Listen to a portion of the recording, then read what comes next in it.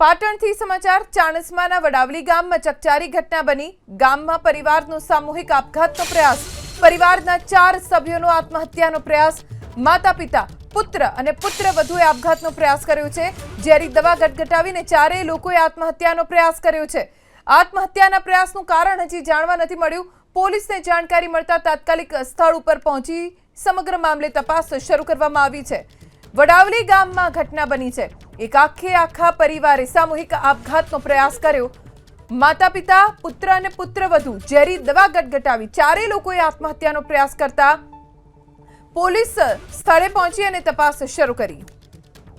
વધુ જાણકારી અમારા સંવાદદાતા એજાઝ પાસેથી પ્રાપ્ત કરીશું। એજાઝ, આત્મહત્યાના પ્રયાસ પાછળનું કારણ જાણવા મળ્યું છે ખરું?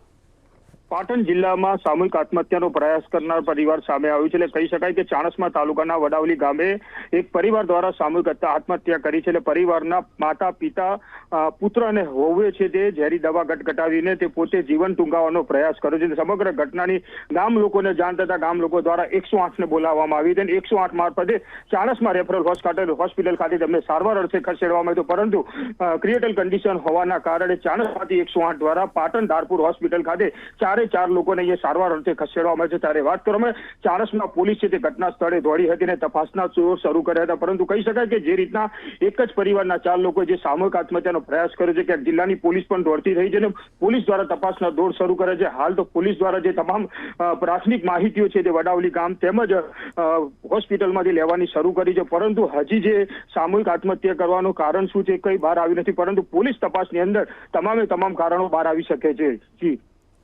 આભાર એજાઝ જાણકારી આપવા માટે।